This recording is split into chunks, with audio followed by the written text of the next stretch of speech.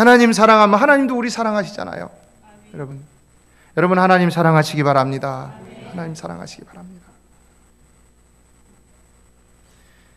그렇기 때문에 하나님은 범사에 감사하는 것이 우리를 향하신 하나님의 뜻이라고 사랑으로 말씀하셨다고 그렇게 믿습니다.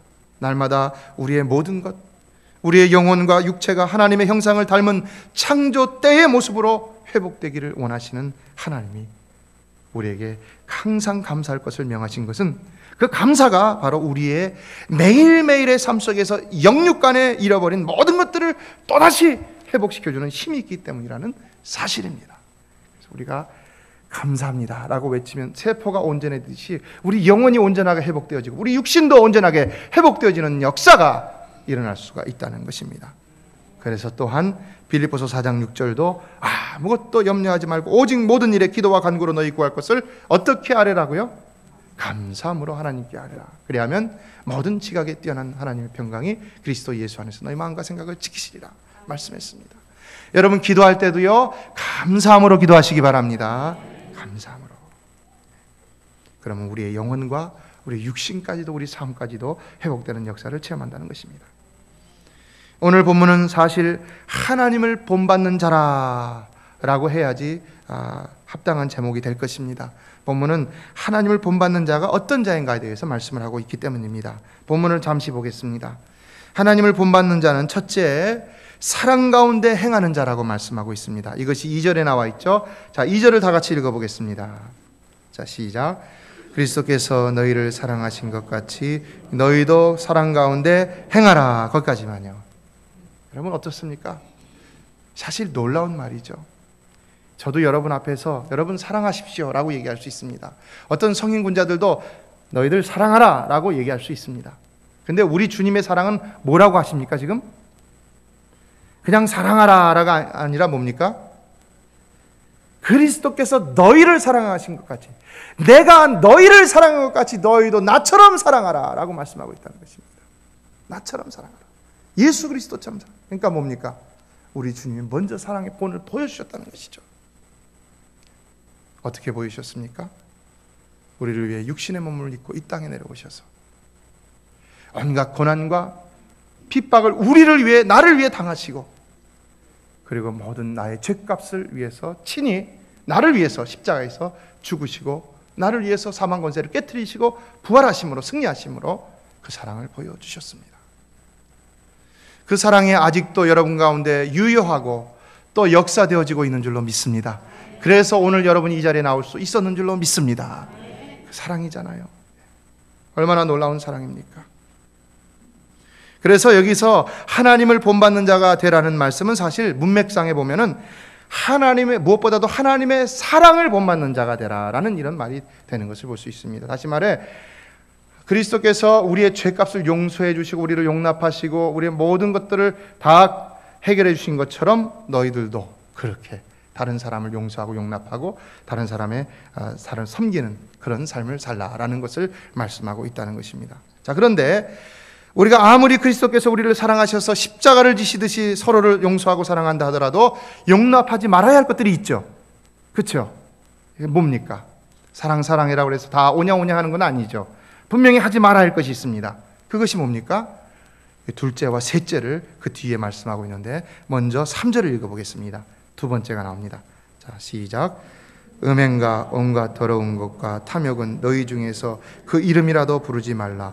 이는 성도의 마땅한 반이라. 뭐라고 말합니까?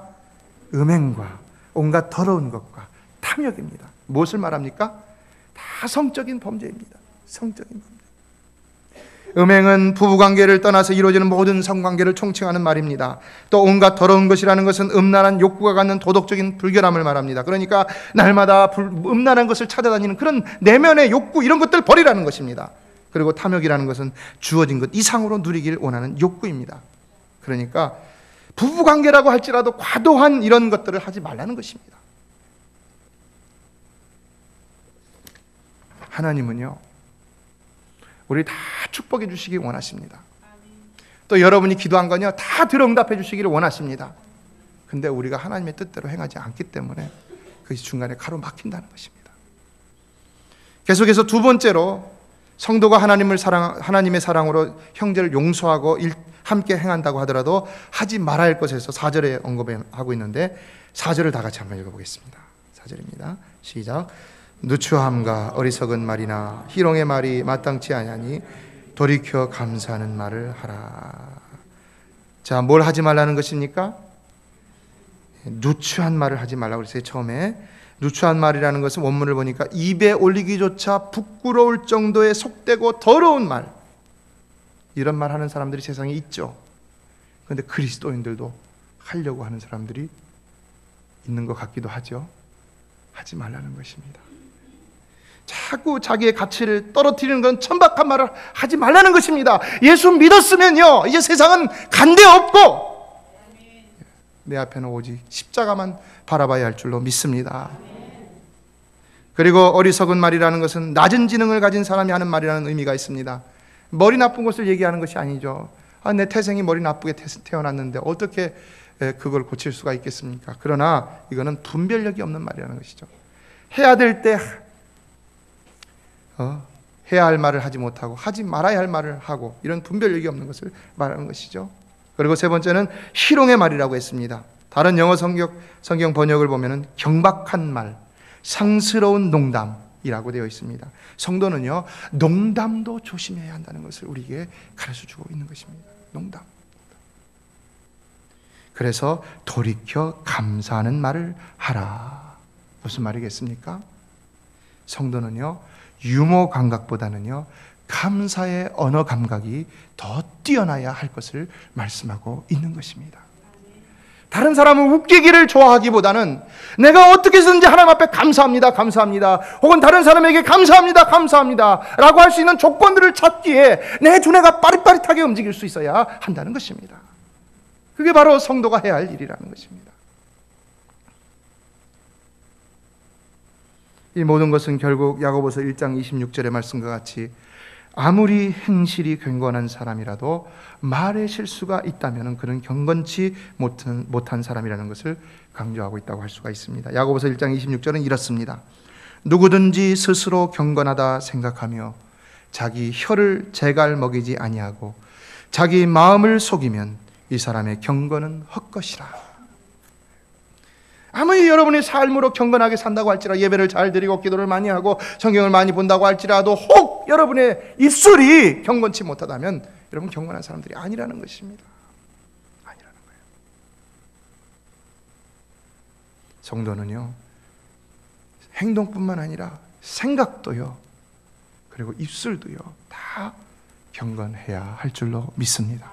성도는 다 온전해야 한다는 것입니다. 생각의 가치관도요, 기호도요, 좋아하는 것도요, 욕구도요, 또 말의 습관도요, 행동의 습관도요, 자주 가는 것도요, 좋아하는 음식도요, 사실은 바뀌어야 되죠. 그런즉 누구든지 그리스도 예수 안에 있으면 새로운 피조물이라. 이전 것은 지나갔으니 보라 새 것이 되었도다. 우리가 예수를 믿게 되면요, 믿음만 변하는 게 아니라는 것입니다. 모든 것이 다 변해야 된다는 것입니다. 모든 것이 다. 모든 것이. 당장에 변하지 못한다 하더라도 매일매일 조금씩 변하고 있어야 하는 것이 바로 진정 구원받은 성도의 모습이라는 것입니다. 만약에 그렇지 못하다면 우리는 아직까지 정말 하나님의 은혜를 받은 자인가 의심해 볼 필요가 있는 것입니다. 왜냐하면 5절을 보면요, 5절을 다 같이 읽어볼까요? 자, 시작. 너희도 이것을 정령이 알거니와 음행하는 자나 더러운 자나 탐하는 자 곧 우상 숭배자는 다 그리스도와 하나님 나라에서 기업을 얻지 못하리니.